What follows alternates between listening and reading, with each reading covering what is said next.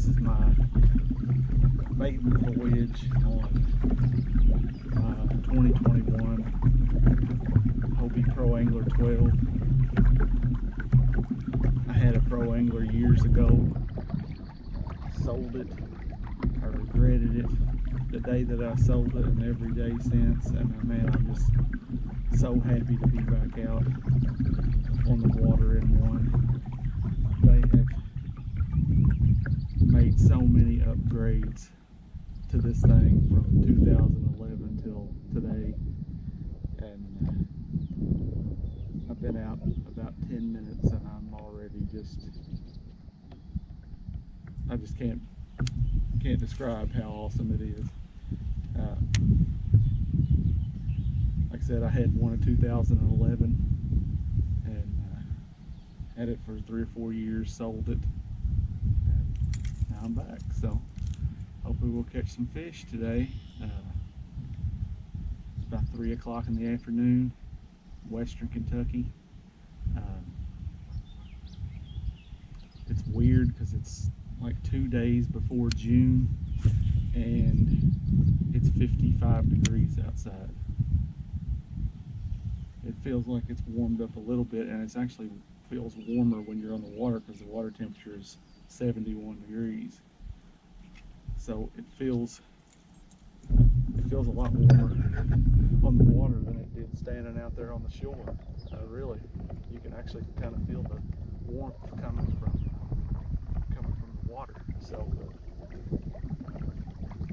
like I said, really enjoying it, and hopefully we'll catch a couple of fish before we pack up and leave.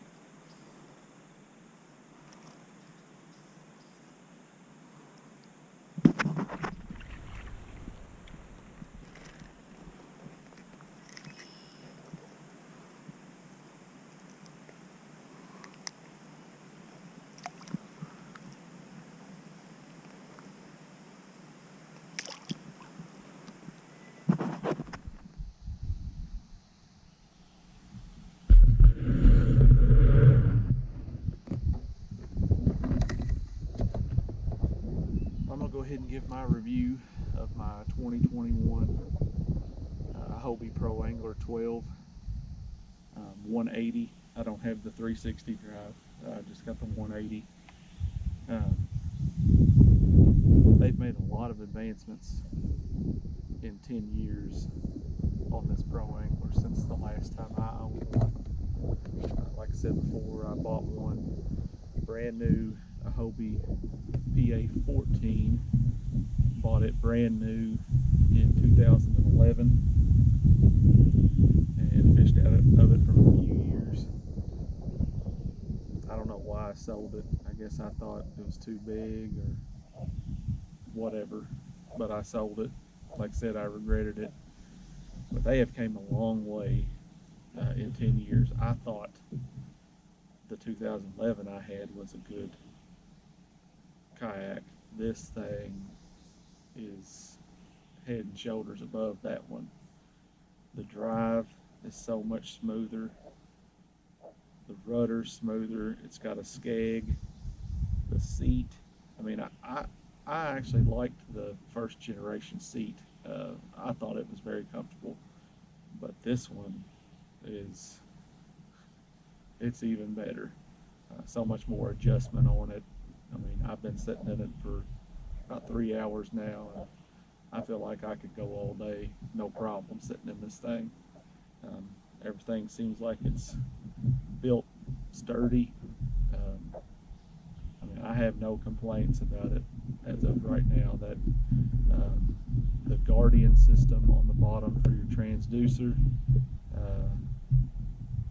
I had to kind of modify it a little bit since I use a Garmin, um, and Hobie's got their relationship with Lowrance, so they make all their stuff geared towards Lowrance. But that's fine. I mean, it didn't take just a couple of minor modifications to get the transducer to work, and everything else uh, went in flawlessly. They give you two ports up front for your electronics. They give you a port under the seat to run the transducer. So everything's already pre-drilled, and you've got all your plugs and everything. I mean, you couldn't ask for any more, really. Uh, the handles on both sides has taken a little getting used to. I've owned two Hobies, and they've always had just the one rudder handle. This one's got two. I really like that. I mean, you just you can't beat this thing. You really can't. I know it's expensive, and I would have liked to have had the 360 drive.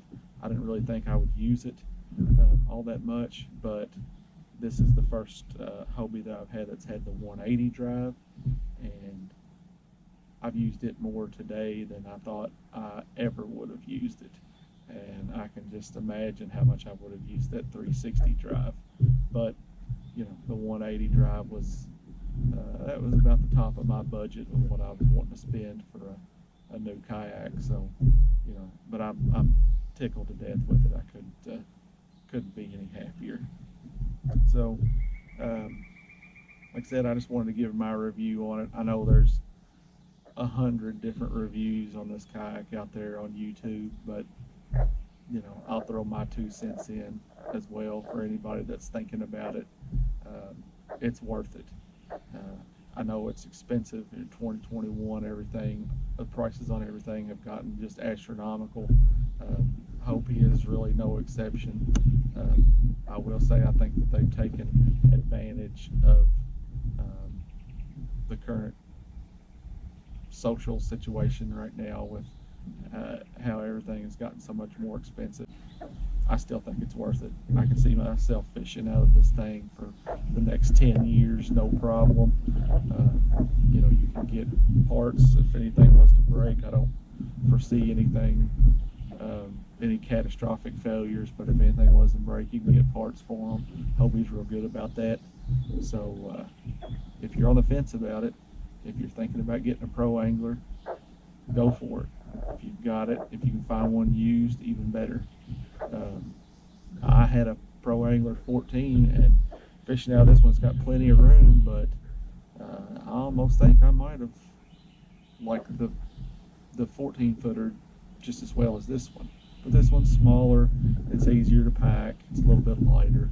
So that's what I went with, because I'm going to be doing quite a bit of traveling with this thing. I plan on taking it to Florida and fishing for redfish in saltwater creeks and stuff. May even venture out into the Gulf. I don't know.